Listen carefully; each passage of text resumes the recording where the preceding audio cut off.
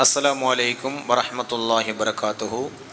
சுல்தானுல் ஆரிஃபீன் தாஜுல் வாசிலீன் Syed அஹ்மதுல் Kabir அர்-ரிஃபாயி குத்தஸல்லாஹு சிர்ரஹுல் Aziz அன்னவர்களுடைய வருடாந்த மனாகிப் மஜ்லிஸ் நமது தாருஸ் ஸஃபா தலைமையகத்தில் இடம்பெறுகிறது. அனைவரும் இணைந்து கலந்து ஓதி துஆக்களில் சிறப்பித்துக் கொள்ளுமாறு வேண்டிக் கொள்கின்றேன். إلى حضرة النبي المصطفى والرسول المجتبى والحبيب المقتفى سيدنا وحبيبنا وشفيعنا ومولانا محمد المرتضى صلى الله عليه وسلم وبارك عليه وشرف وكرم ومجد وعظم. الفاتحة. أعوذ بالله من الشيطان الرجيم. بسم الله الرحمن الرحيم. الحمد لله رب العالمين الرحمن الرحيم مالك يوم الدين. إياك نعبد وإياك نستعين. اهدنا الصراط المستقيم صراط الذين أنعمت عليهم غير المغضوب عليهم ولا الضالين. آمين. بسم الله الرحمن الرحيم. الله أحد الله الصمد لم يلد ولم يولد ولم يكن له كفوا أحد. بسم الله الرحمن الرحيم. قل هو الله أحد الله الصمد لم يلد ولم يولد ولم يكن له كفوا أحد. بسم الله الرحمن الرحيم. الله أحد الله الصمد لم يلد ولم يولد ولم يكن له كفوا أحد. بسم الله الرحمن الرحيم. قل أعوذ برب الفلق من شر ما خلق ومن شر غاسق إذا وقب ومن شر النفاثات في العقد ومن شر حاسد إذا حسد. بسم الله الرحمن الرحيم. قل أعوذ برب الناس ملك الناس إله الناس من شر الوسواس الخناس الذي يوسوس في صدور الناس من الجنة والناس. أعوذ بالله من الشيطان الرجيم. لقد جاءكم رسول من أنفسكم عزيز عليه ما عنتم حريص عليكم بالمؤمنين رؤوف رحيم. فإن تولوا فقل حسبي الله لا إله إلا هو عليه توكلت وهو رب العرش العظيم. سبحان ربك رب العزة عما يصفون وسلام على المرسلين والحمد لله رب العالمين. ما كان محمد أبا أحد من رجالكم ولكن رسول الله وخاتم النبيين وكان الله بكل شيء عليما. سبحان ربك رب العزة عما يصفون وسلام على المرسلين والحمد لله رب العالمين. إن الله وملائكته يصلون على النبي يا أيها الذين آمنوا صلوا عليه وسلموا تسليما. اللهم صل وسلم وبارك عليه. سبحان ربك رب العزة عما يصفون وسلام على المرسلين والحمد لله رب العالمين. بسم الله الرحمن الرحيم. فتحنا لك فتحا مبينا ليغفر لك الله ما تقدم من ذنبك وما تأخر ويتم نعمته عليك ويهديك صراطا مستقيما وينصرك الله نصرا عزيزا. سبحان ربك رب العزة عما يصفون وسلام على المرسلين والحمد لله رب العالمين. والسلام عليك يا رسول الله. الصلاة والسلام عليك يا حبيب الله. والسلام عليك يا رحمة للعالمين ويا شفيع المذنبين. اللهم صل وسلم وبارك عليه. بسم الله الرحمن الرحيم. الحمد لله الذي ما خلق الجن والإنس إلا ليعبدوه واختار منهم بني آدم عليه الصلاة والسلام ليذكروه واصطفى من بني آدم الأنبياء والرسل ليستهدوه وخير منهم سيد الكائنات سيدنا محمد صلى الله عليه اللهم وسلم صل وسلم وبارك عليه. وأعطى لهم ملأ وسبلا وأمما وجعل أمة نبينا وشفينا وسيدنا محمد صلى الله عليه وسلم خير الأمم ذمما وصير بعضا من أممه أقطابا وأعيا غياثا وأفرادا همما وفضل منهم سيدنا أبا العباس سلطان العارفين السيد أحمد الكبير الرفاعي رضي الله تعالى عنه وعلما. وكانت ولادته يوم الاثنين 27 من شهر رجب سنة 500 من هجرة سيد الكونين شرفا ونعما وهو السيد أحمد بن السيد علي بن السيد يحيى بن السيد ثابت بن السيد حازم بن السيد علي بن السيد حسن بن السيد مهدي بن السيد محمد بن السيد الحسين بن السيد أحمد بن السيد موسى الثاني بن السيد إبراهيم بن السيد موسى القاظم بن السيد جعفر الصادق بن السيد محمد السر العزيز زين العابدين علي بن السيد عمام السر العزيز علي بن أبي طالب رضي الله عنه أجمعين وصلى الله على سيدنا محمد وآله وصحبه وأولاده أجمعين ما دامت الأرض والسماء. رضي الله عن الرفاع سيد أحمد الكبير صلى الله على محمد يا ربي صل وسلم صلاة وتسليم وزكاة تحيته على المصطفى المختار خير البرية.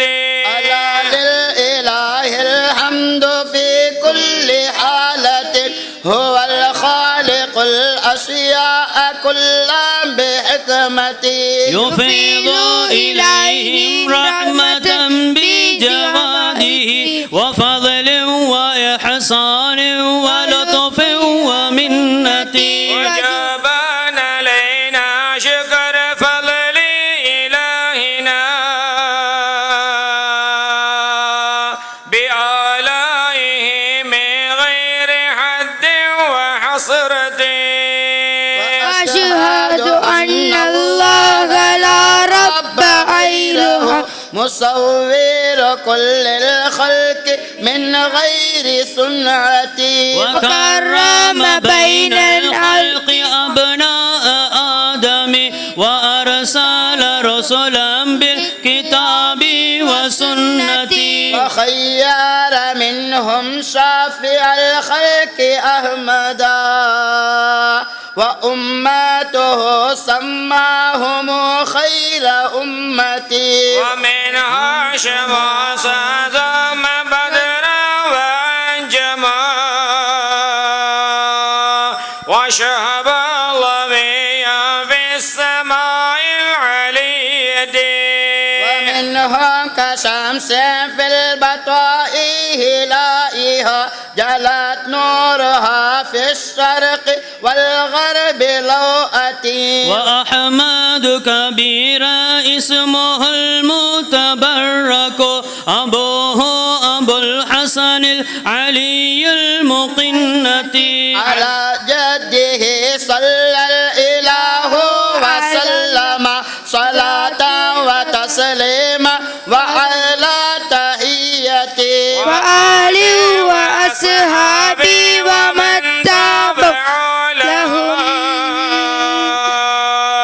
وأولاده من كل أم وحسده ورلوان ربي عنهما طلع طالع وما دار أفلاك البروج بحكمتي عفى الله عن مداه غوث البرية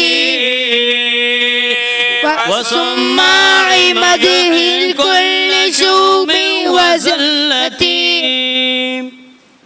اللهم صل وسلم وبارك عليه. ذكر في كتاب نور الأحمدية في اختصار مناقب سيد أحمد الكبير رضي الله تعالى عنه عن الشيخ العلي الهيتي رضي الله تعالى عنه قال سئل شيخنا سلطان العارفين سيد أحمد الكبير رضي الله تعالى عنه بلقبه وخطابه بسلطان العارفين قال كنت يوما قائما في العرفات على قدم التجريد فتجلى الله تعالى في قلبي ضاحكا بنور جلاله وجماله وخاطبني يا سلطان العارفين السيد أحمد الكبير الرفاعي ويا غوث الأعظم أنت حبيبي ومعشوقي وأنا مشتاق إليك وأنت مشتاق بي وأنا مقصودك وأنت مقصودي. ثم رأيت رجال الغيب ينزلون على الهواء مثنى وثلاث ورباع ويقولون أنت سلطان العارفين ومحبوب رب العالمين. ثم جاء النبي صلى الله عليه وسلم وأصحابه حوله وأنا عرفته فتقدمت بثلاثة أقدام وقلت السلام عليك يا جدي، فأجاب وعليك السلام يا ولدي، أنت سلطان العارفين ومحبوب رب العالمين وأنا أفتخر بك في أولياء الله تعالى والأنبياء والمرسلين صلوات الله عليهم أجمعين. فقبل على جبهتي ووضع يديه على صدري ودعا لي بهذه الألفاظ اللهم زد محبتك ومعرفتك لولدي هذا سلطان العارفين السلطان أحمد الكبير. ثم رجع إلى المدينة المشرفة وأنا جئت من العرفات إلى الواسط وكل من رأوني من الأولياء يقومون ويقبلون يدي ويقولون يا سلطان العارفين ويا سلطان المحبوبين نحن قبلنا أن تكون لنا سلطانا حقا حقا. ثم جئت في البطائح في قرية أم عبيدة وكل من رأوني يقولون بهذا الخطاب الأعظم. ثم مررت بالمقابر فيقوم أهلها ويقولون السلام عليك يا غوث الأعظم ويا سلطان السيد أحمد الكبير رضي الله تعالى عنه. ثم أمرت بإبراز هذا الخطاب 70 مرة فأظهرت رضي الله عنه ونفعنا به في الدارين بفضله آمين. فلي الله عن الرفاع سيد أحمد كبير صلى الله على محمد يا ربي صل عليه وسلم. يا ربنا يا ربنا يا ربنا يا ربي صل على النبي يا محمد صلى عليك الله يا عالم الهدى يا من يسمى أحمدا ومحمدا. الله عليك الله خير الأولياء يا من ينادى سيدي وأحمدا. نارت كرامات الولي الأكبر في الأرض والآفاق مثل الأنجم.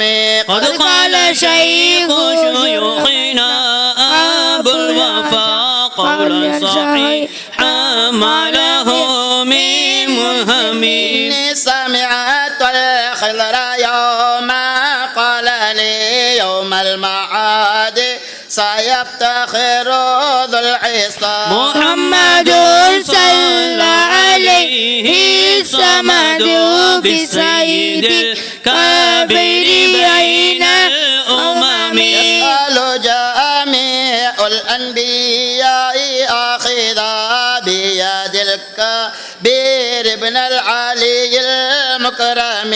هل عندكم في أمم من رجل عرفها الله مثله من أرم. ويجيء آدم عند طه مسرعا متصافحا متسلما بالكرم.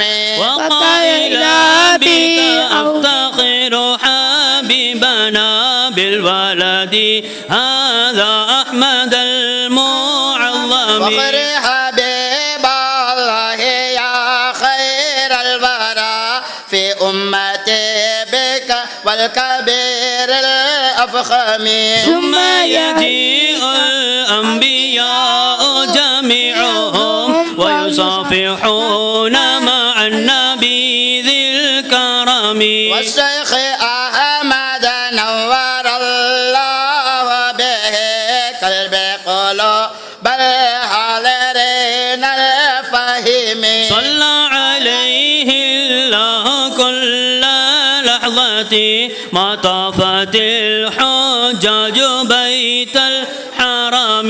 صلى على سلطان عرف أحمد ما فاتبت بالنبي والسلام عليك يا رسول رسول الله الصلاة والسلام عليك يا حبيب الله الصلاة والسلام عليك يا رحمة للعالمين ويا شفيع المذنبين اللهم صل وسلم بارك وبارك عليه عليه.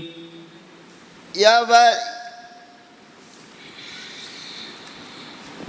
اللهم صل وسلم وبارك عليه. وحكي عن الشيخ الواصل الشيخ إبراهيم العغربي رضي الله عنه دخل يوما رجل على كتب العالم بالاتفاق سلطان العارفين سيدي أحمد الكبير رضي الله تعالى عنه، ووضع له شخص طعاما فقال إذا جاء وقتي آكل. فقال الرجل دلني وقتك يا سيدي. قال بعد 7 سنين. قال الراوي فسألته عن سبب ذلك.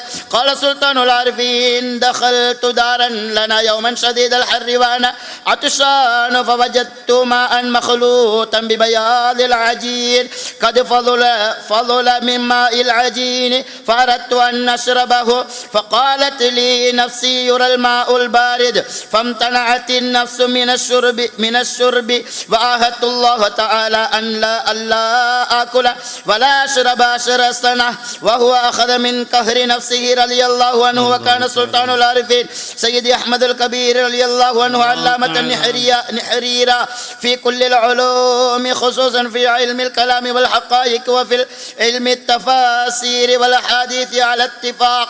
وكان عادته في بدايته قد يحفظ ما يقرأ من الكتب وإن كانت من المطولات في مجلس درسه بالعنايات. ومن جاء لطلب العلم علمه بالبشارات. فبعد مدة ترك الدرس والتعليم واقتصر على الدعوة والإرشاد إلى الله العليم. وله تصانيف فاخرة في العلوم الظاهرة والحقائق الباطنة. وله كلام عال على لسان أهل التحقيق رضي الله عنه ونفعنا به آمين. يا نبي سلام عليكم يا رسول سلام عليكم يا حبيب سلام عليكم صلوات الله عليكم يا ولي رضا عليك يا كبير رضا عليك يا غياث رضا عليك الرحيم حيا عليك. يا جماع المادحين يا جنود الواصلين أكثروا مدح مبينا بقلوب الراغبين. تنادوا يا كبير واهب الخير كثير واسع العلم المنير واسع العلم مبينا. أنت غوث العالمين أنت منجي الهالكين أنت مرشد الأمين وارحم المذنبين. أنت زين الأولياء أنت حب الأنبياء كنت قطب الأصفياء جد لنا فوزا ثمينا. رب وارحم واغفر عنا واعف عنا واصلح عنا واسع عنا وارزقنا لجميع العالمين. لا إله إلا الله لا إله إلا الله لا إله إلا الله محمد رسول الله. رضي الله عن الرفاع سيدي أحمد كبير صلى الله على محمد يا ربي صل وسلم. رضا الله على أحمد الرفاعي وهو خير الأولياء بلد الشفيع. يا سلطان العارفين يا منائي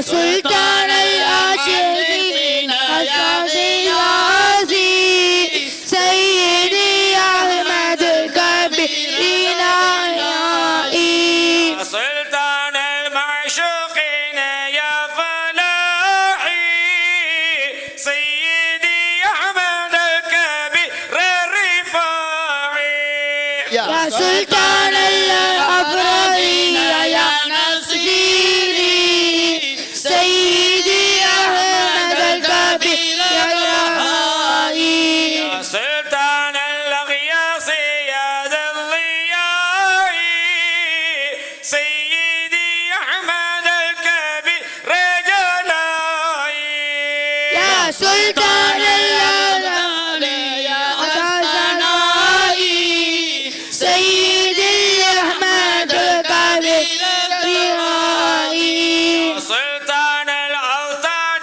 كهف المريد سيدي أحمد الكبير الطائي يا سلطان الأولياء مرشد نفسي سيدي أحمد الكبير الكيلائي سلطان الأتقياء ومقتداهم سيدي أحمد الكبير حماي أرشدني قطب العالم غوث العالم سيدي أحمد الكبير الرفاعي الطريق المستقيم مربي سيدي أحمد الكبير رجائي يا عليك الليل كل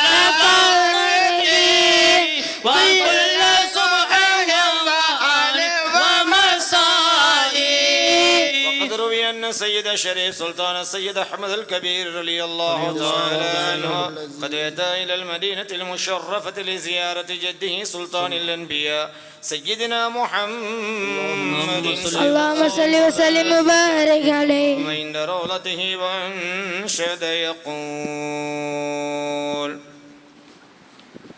في حالة بعد روحي كنت وارسلها تقبل الأرض عني وهي نائبتي هذه نعمة الأشباح قد حضرت فامدد يديك لكي تحظى بها شفتي ذلك أخرج رسول الله صلى الله عليه وسلم وبارك عليه والمباركة المعظمة فقبلها السيد أحمد الكبير رضي الله تعالى عنه. ثم غابت يده صلى الله عليه وسلم وروي أن هذه الكرامة ما كانت لأحد من المشايخ العظام والأولياء الكرام إلا له رضي الله عنه ونفعنا به وبهم في الدارين وصلى الله على خير خلقه ما لجأ به اللاجئون سيدنا محمد وآله وصحبه وأولاده أجمعين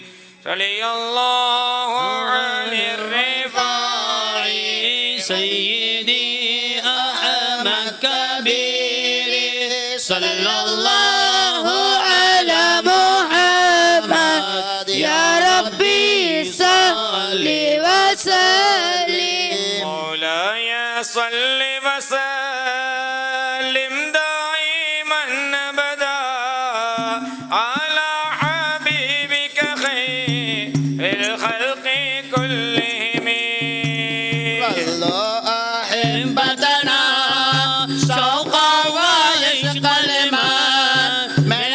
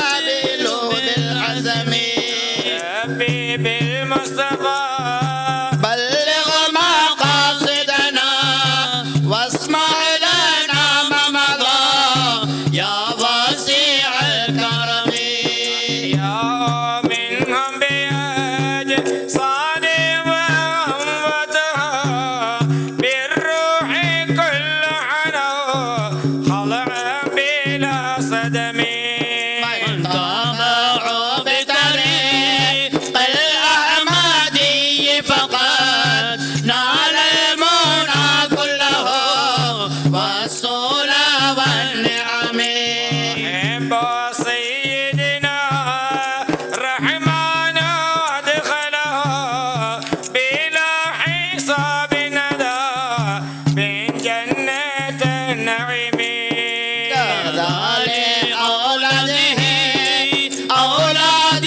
أولاده حتى القيامة والخلفاء للفهم ربي اجعل لنا أولادنا أهلنا إخواننا في مريد غوثنا شهمي الله صل على طه الشفيع لمن عصى من أمته بالخطأ والجرم وإلا لصاحب من أولادي قاطبة ما زار رولته ذو العشق والغرم غفران ربي عن المدعي غوث الورى خير المشايخ والأقطاب واللهم سامعين وما لسم قد حضروا ومكرمي بطعام مع الحشم مولاي يا صل وسلم دائما أبدا على حبيبك خير الخلق كلهم آمين. بسم الله الرحمن الرحيم. الحمد لله رب العالمين. اللهم صل وسلم وبارك على سيدنا حبيبك سيد الأنبياء والمرسلين كما صليت وسلمت وباركت على سيدنا إبراهيم عليه الصلاة والسلام خليلك رب العالمين.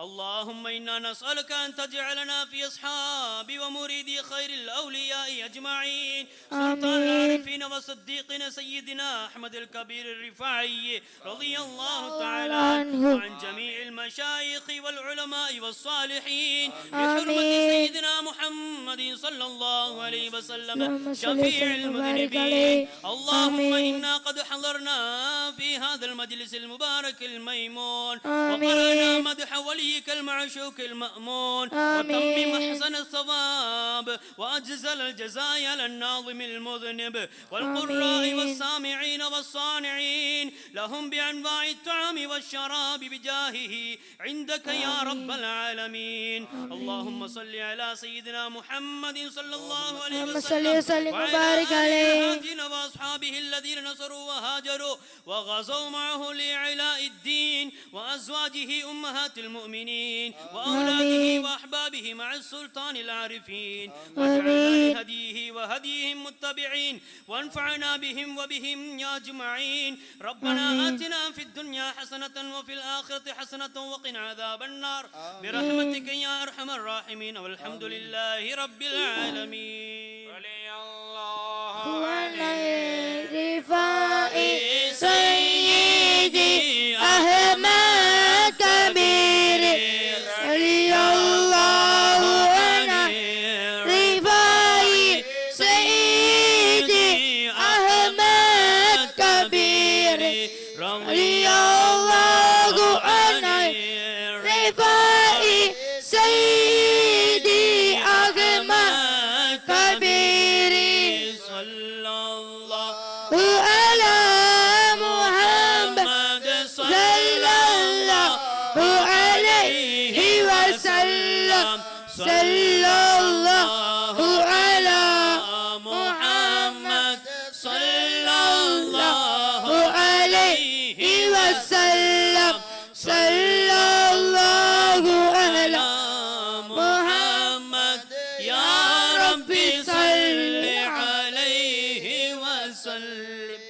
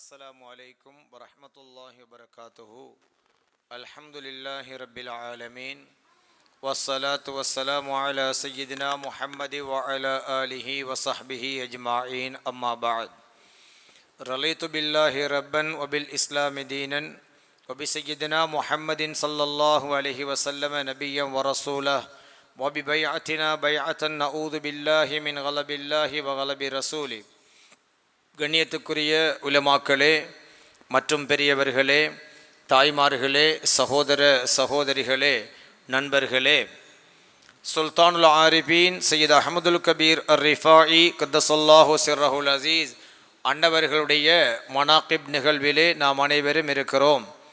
அல்லாஹ்க்கு சுப்ஹானஹு வ தஆலா நபிமார்களுடைய வருகை முற்று பெற்றதற்கு பின்னர் அவுலியாக்களை கொண்டு இந்த உலகெங்கும் தீனுல் இஸ்லாம் மார்க்கத்தை எடுத்து வளர வைத்தான்.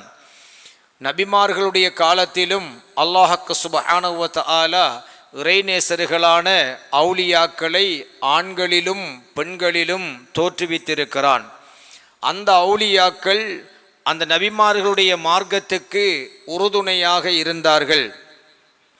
நபிகள் நாயகம் ஸல்லல்லாஹு அலைஹி வஸல்லம் அன்னவர்களுடைய மறைவுக்கு பின்னால் சத்திய சஹாபாக்கள், அஹ்லுல் பைத்துகள், அவுலியாக்கள், இமாம்கள் இந்த மார்க்கத்தை உலகெங்கும் எடுத்து சென்று பரப்புவதிலே மிகவும் தம்முடைய வாழ்வை அர்ப்பணித்தவர்கள்.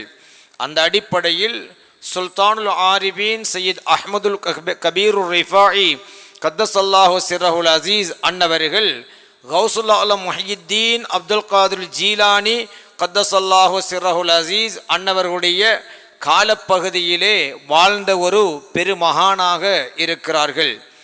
அல்லாஹுடைய மார்க்கத்தை பற்றி, தீனுல் இஸ்லாத்தினுடைய அகமியங்களை பற்றி ஆழமான பல கிதாபுகளை எழுதியிருக்கிறார்கள்.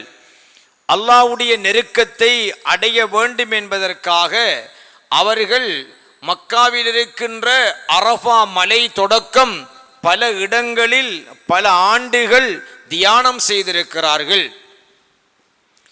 சுல்தானுல் ஆரிபீன் சையத் அஹ்மதுல் கபீர் ரிஃபாயி கத்தஸல்லாஹு சிர்ரஹுல் அசீஸ் அன்னவர்கள் அவருடைய வாழ்விலே அவர்கள் எந்த தவறும் செய்யாமல் வாழ்ந்த ஒரு உத்தமர். பிறக்கின்ற பொழுதே இறைநேசராக பிறந்தவர்கள். அவர்களுடைய வணக்கத்தில் அல்லது அல்லாஹ்வை நெருங்குகின்ற விடயத்தில் அவர்கள் மிகவும் உன்னிப்பாக செய்த ஒரு சிரேஷ்ட அமல் தவாலு என்கின்ற பணிவு.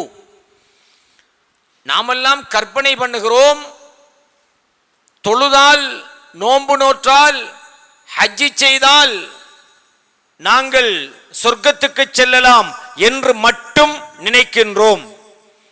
ஒரு மனிதனை அவனுடைய செயல்களில் நல்லவன் என்று தீர்மானிப்பது ஏதாவது ஒரு சிரேஷ்டமான அமலாக இருக்கும். ஒரு மனிதனை கெட்டவன் என்று தீர்மானிப்பது அவனுடைய செயல்களில் ஏதாவது ஒரு பிரதான காரியமாக இருக்கும். வாழ்க்கையில் நாங்கள் பார்க்கலாம். என்னுடைய வாழ்க்கையில் ஒரு மனிதனை பார்த்தேன். அந்த மனிதர் தொழுகைக்கு வருவதே இல்லை பள்ளிவாசலுக்கு. அதற்காக அவரை நான் நியாயப்படுத்தவில்லை. அவர் பள்ளிவாசலுக்கு தொழுகைக்கு வருவதே இல்லை. ஆனால் அவரிடத்திலே ஒரு நல்ல பண்பு இருந்தது. ஊரில் யாராவது மரணித்து விட்டார்கள் என்ற செய்தியை அவர் கேள்விப்பட்டு விட்டால் அந்த செய்தி வந்த அடுத்த கணம் மண்வெட்டியோடு மையவாடிக்கு சென்று அந்த மரணித்த மனிதர் யாராக இருந்தாலும் அவருக்கான கபரை தன்னந்தனியாக தோண்டி தயார்படுத்திவிட்டு அந்த ஜனாசா வருகின்றவரை காத்து கொண்டு இருப்பார். இது பெரிய விஷயம். ஒருவேளை அல்லாஹ்க்கு சுப்ஹானஹு வ தஆலா இந்த ஒரு நன்மைக்காக அந்த அடியானை மன்னித்து பொருந்திக் கொள்வதற்கான வாய்ப்பு இல்லாமலும் இல்லை. ஆனால் அவர் அப்படியான மனோநிலையில் இருக்கின்றவருடைய வாழ்வில் அல்லாஹ்விடத்தில் பாவங்கள் இருக்கிறதா என்பதை உன்னிப்பாக பார்த்து கொள்ள வேண்டும். இது அல்லாஹ்வுடைய நாட்டம். ஒரு பெண்மணி தாகித்த நாய்க்கு தண்ணீர் கொடுத்த காரணத்தினால் அவர் மோசமான பெண்ணாக இருந்தாலும் சொர்க்கவாதியாக அல்லாஹ்விடத்திலே ஏற்றுக்கொள்ளப்பட்டார் என்ற ஹதீதுகளை வரலாறுகளை நாங்கள் பார்க்கிறோம் அல்லவா. ஒரு மனிதன் எவ்வளவுதான் நல்லவனாக இருந்தாலும் அவனுடைய அமல்களில் மிக நன்மை என்று ஒன்று இருக்கும்.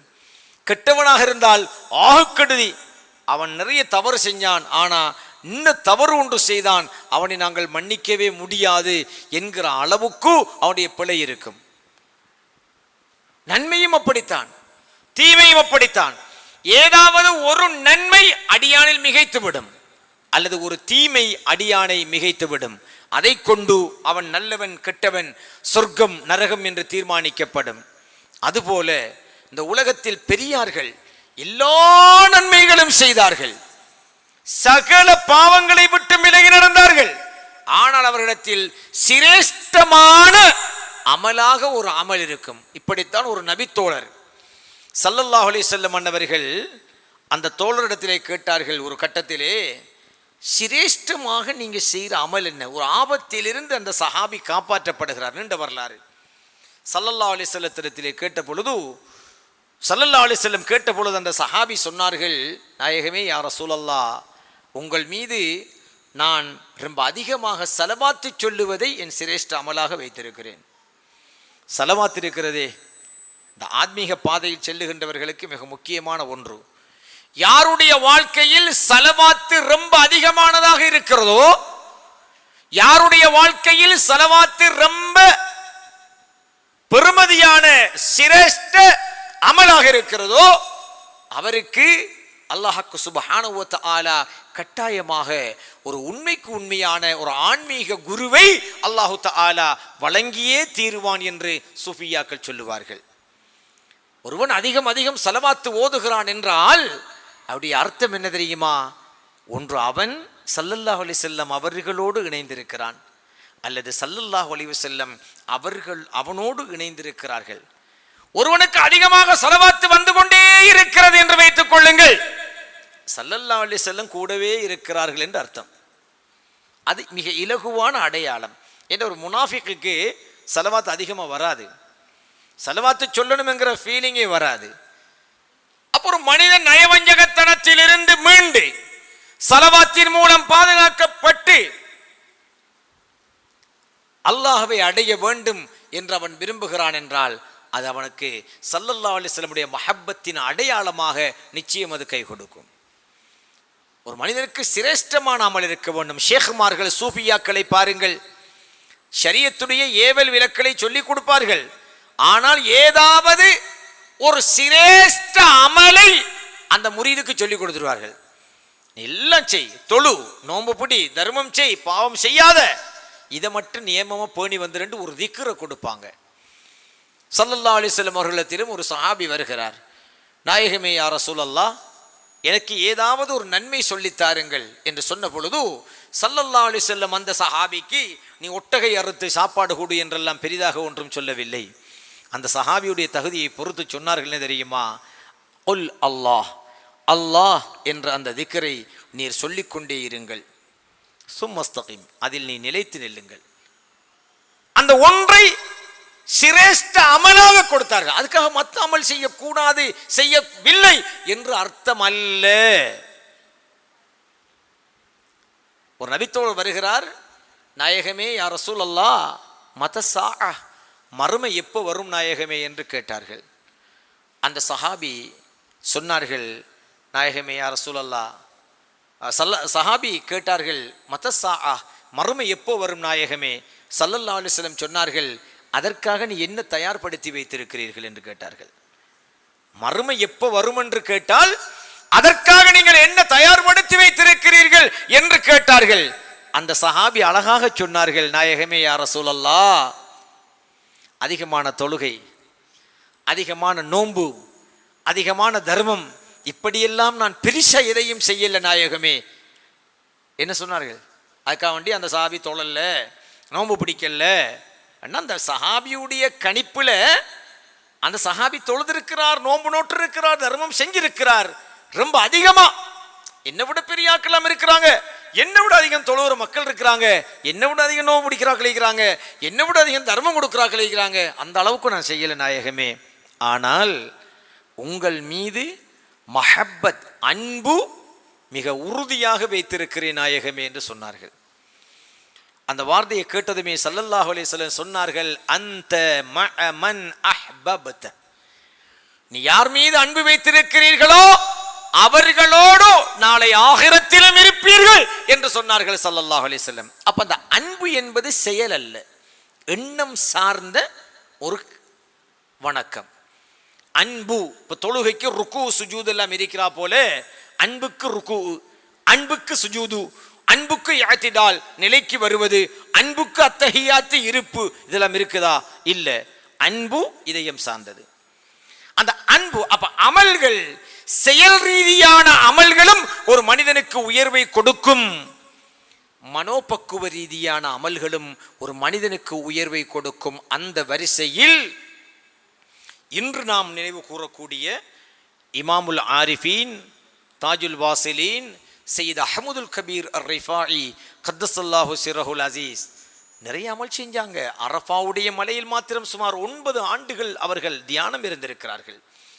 நிறைய தியானம் செய்திருக்கிறார்கள். வணக்க வழிபாடு, தொழுகை, தர்மம் எல்லாம் செய்திருக்கிறார்கள். ஆனால் அவர்கள் சொன்ன ஒரு வார்த்தை என்ன தெரியுமா? என் நண்பர்களே, என் சீடர்களே, இந்த உலகத்தில் எவனாவது ஒருவன் இந்த அஹ்மதுல் கபீர் ரிஃபாயியை விட தாழ்மையாக, தாழ்மைத்தனத்திலே இந்த அஹ்மதுல் கபீர் ரிஃபாயி அவர்களை மிஞ்சிய ஒருவன் இருப்பதாக உங்களிடத்திலே சொன்னால் நம்பி விடாதீர்கள், அவன் பொய் சொல்றான். அப்படின்னா என்ன அர்த்தம்? தவாலு, அந்த பணிவு, தாழ்மை என்கிற அந்த அமலைத்தான் தன்னுடைய வாழ்வின் சிரேஷ்டமான அமலாக சுல்தானுல் ஆரிஃபீன் சையத் அஹ்மதுல் கபீர் அர்-ரிஃபாயி கத்தஸல்லாஹு சிர்ரஹுல் அசீஸ் நாயகம் மன்னவர்கள் பேணி வந்தார்கள். எல்லாம் செய்தார்கள். சிரேஷ்ட அமல் என்று அவர்கள் கருதியது தவாலு. ஸல்லல்லாஹு அலைஹி வஸல்லம் சொன்னார்கள் அல்லவா, மன் தவாலஅ லில்லாஹி ரஃபஅஹுல்லாஹ் வமன் தகப்பர வலஅஹுல்லாஹ். யார் அல்லாஹ்வுக்காக தாழ்மைத்தனத்தை கடைப்பிடித்து விடுகிறானோ ரஃபஅஹுல்லாஹ். மன் தவாலஅ லில்லாஹ், இறைவனுக்காக பணிவை கடைப்பிடித்தவன் ரஃபஅஹுல்லாஹ், அல்லாஹ் அவனை உயர்வாக்கி விடுகிறான். வமன் தகப்பர, யார் பெருமையுடையவனாக இருக்கிறானோ வலஅஹுல்லாஹ், அவனை அல்லாஹ் தாழ்த்தி விடுவான். ரிஃபாயி நாயக மன்னர்களுடைய சிரேஷ்டமான அமல் தவாலு, தாழ்மை. அது ஒவ்வொரு முஸ்லிமிடத்திலும் இருக்க வேண்டும். அவர்களை நேசிக்கக்கூடிய ஒவ்வொருவரிடத்திலும் இருக்க வேண்டும். எந்த அளவுக்கு சுல்தான் ஆரிஃபீன் சையத் அஹ்மதுல் கபீர் ரிஃபாயி ரலியல்லாஹு அன்ஹுடைய தாழ்மை இருந்தது தெரியுமா? அந்த தாழ்மையினுடைய உச்சத்தை அவர்கள் காண்பிப்பதற்காக, அதை பேணுவதற்காக தொழு நோயாளிகள் எங்காவது இருந்தால் அவர்களை தேடிச் சென்று அவர்களுடைய ஆடைகளை தன்னுடைய கையினால் கழுவி கொடுப்பார்கள் ரிஃபாயி நாயகம் ரலியல்லாஹு அன்ஹு. அவர்களை சுத்தம் செய்து விடுவார்கள் ரிஃபாயி நாயகம் ரலியல்லாஹு அன்ஹு. யாராவது வந்துவிட்டால், பாதணி செருப்பை கலட்டி விட்டால் அவர்களுடைய செருப்புகளை தன்னுடைய கையினால் தூக்கி எடுத்து கொடுப்பதிலே அவர்கள் மிக முன்னிலையான, முந்தியடித்து செயல்படக்கூடியவர்களாக இருப்பார்கள். ஸல்லல்லாஹு அலைஹி வஸல்லம் தொழுநோயாளிகளின் ஆடைகளையோ அவர்களையோ சுத்தம் செய்யுங்கள் என்று எங்களுக்கு சொல்லவில்லை. அவர்களுக்கு உணவு ஊட்டி விடுங்கள் என்று ஸல்லல்லாஹு அலைஹி வஸல்லம் சொல்லவில்லை. பாதணிகளை தூக்கி கொடுங்கள் என்று சொல்லவில்லை. ஆனால் இந்த உலகத்திலே அல்லாஹ்வை நெருங்குகின்ற விடயத்திலே என் சிரேஷ்ட அமலாக தாழ்மை என்கின்ற தவாலு, அதை நான் கடைப்பிடித்து அல்லாஹ்விடத்திலே உயர வேண்டும், மக்களிடத்திலே தாழ்ந்து அல்லாஹ்விடத்திலே உயர வேண்டும் என்பதற்காக அந்த தாழ்மைத்தனத்தை தன்னுடைய சிரேஷ்ட அமலாக பேணினார்கள் சுல்தானுல் ஆரிஃபீன் சையத் அஹ்மதுல் கபீர் ரிஃபாயி கத்தஸல்லாஹு சிர்ரஹுல் அசீஸ் அவர்கள். அல்லாஹ் சுப்ஹானஹு வ தஆலா சுல்தானுல் ஆரிஃபீன் ரிஃபாயி நாயகம் அன்னவர்களுக்கு ஒரு கராமத்தை சிரேஷ்டமாக அல்லாஹ் கொடுத்தான். அவர்கள் பெரும் ஞானி. அவர்கள் அழைத்தால் ஸல்லல்லாஹு அலைஹி வஸல்லமுடைய கபரில் இருந்து அவருடைய கரம் வெளியாகும் அளவுக்கு அவர்கள் அற்புதங்கள் கொடுக்கப்பட்ட பெரிய மகான். ஆனால் அவர்களுக்கு அல்லாஹ் கொடுத்த மிகப்பெரிய கராமத் என்ன தெரியுமா? அவர்கள் நோயாளிகளின் நோய்களை குணப்படுத்துகின்ற ஆற்றல் மிக்கவர்களாக அல்லாஹு தஆலா அவர்களுக்கு கராமத்தை கொடுத்திருந்தான். அதனால் தொழுநோயாளிகளின் நோய்கள் அவர்களை தீண்டவில்லை. அல்லாஹ் அவர்களை அதை கொண்டே அவர்களை பெரும் அற்புதவானாக வாழ வைத்தான். நபிமார்களில் ஈசா அலைஹிஸ்ஸலாம் நோய்களை குணப்படுத்துவதில் எப்படி சிரேஷ்டமானவர்களாய் குர்ஆனிலே அல்லாஹ் தஆலா அடையாளப்படுத்தி இருக்கிறானோ, அதுபோல அவுலியாக்களிலே அல்லாஹ் தஆலா வாழ்வில் வரலாற்றில் ரிஃபாயி நாயகம் ரலியல்லாஹு அன்ஹு அவர்களை ஒரு சிரேஷ்ட மகனாக சிரேஷ்டமான மகானாக அல்லாஹ் தஆலா எங்களுக்கு தந்திருக்கிறான். அற்புதங்கள் வேறு. ஒரு வயோதிப பெண்மணி முதுகு கூனிப்போன பெண்மணி ரிஃபாயி நாயகம் ரலியல்லாஹு அன்ஹு கேட்டார்கள். தன்னுடைய வயோதிபம் மீள கூனிய முதுகு நிமிர வேண்டும் என்று விரும்பி கேட்டார்கள். சுல்தானுல் ஆரிஃபின் ரிஃபாயி நாயகம் ரலியல்லாஹு அன்ஹு அவர்கள் அந்த பெண்ணை பார்த்து தன் வாயால் சொல்லி ஒரு பிரார்த்தனை செய்தார்கள். அந்த நிமிடமே அந்த பெண்ணுடைய முதுகினுடைய கூணல் நேராகி வாலிபம் மீண்டு தோளின் இருந்த சுருக்கங்களும் நிவர்த்தியாகி அந்த பெண் வாலிப பெண்ணாக மாறினார். இது அவர்களுடைய மிகப்பெரியதொரு கராமத், ஒரு அற்புதம். அப்படியான ஒரு பெரிய மகான் சுல்தானுல் ஆரிஃபின் ரிஃபாயி நாயகம் ரலியல்லாஹு அன்ஹு அவர்கள் ஓதி வந்த ஔராதுகள், திக்ருகள், அவர்கள் செய்து வந்த அமல்கள் இருக்கின்றன. சிரேஷ்ட அமல் தவாலு. அதை ஏன் சொல்கிறேன் என்றால், அவர்கள் சொன்னார்கள், என்னை விட அஹ்மதுல் கபீர் ரிஃபாயி ஆகிய என்னை விட தாழ்மையில் யாராவது நான் சிறந்தவன் என்று சொன்னால் நம்பிராதீங்க.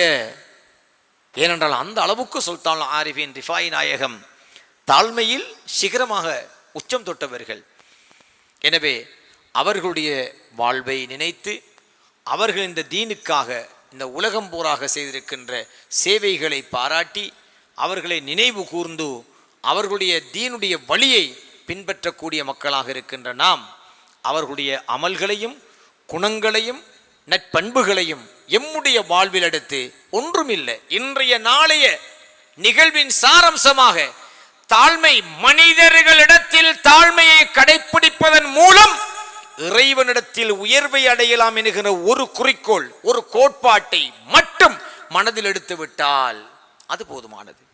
அதனால்தான் சில பெரியார்களுக்கு அவர்களுடைய முரீதீன்கள் தங்களுடைய தாழ்மைகளை வெளிப்படுத்துவார்கள். அந்த பெரியாரோட தாழ்மையை வெளிப்படுத்தக்கிட்ட அந்த முரீதீன்கள் ஒரு உயர்வு நிலையை அடைவார்கள். உயர்வு நிலை அடைந்த ஒருவரிடத்திலே நாம் தாழ்ந்து செல்லுகிற பொழுதோ அவர்களுடைய பொருட்டினால் அவர்களிடம் தாழ்மையை வெளிப்படுத்துகின்ற காரணத்தினால் உயர்வை அடைந்து விடுகின்றார்கள். எனவே இல்லாமல் அல்லாஹ் சுப்ஹானஹு வ தஆலா சுல்தானுல் ஆரிஃபீன் ரிஃபாயி நாயகம் அன்னவர்கள் சென்ற பாதை, செய்த அமல்கள், அவர்கள் பேணிய குணங்கள், அவர்களுடைய அம்சங்களை பேணி நட்பண்புள்ள மக்களாக நானும் நீங்களும் ஆகுவதற்கு நல்லொருள் புரிவானாக. ஆமீன் யா ரப்பல் ஆலமீன். வல்ஹம்துலில்லாஹி ரப்பில் ஆலமீன். வஸ்ஸலாமு அலைக்கும் வரஹ்மத்துல்லாஹி வபரகாத்துஹு.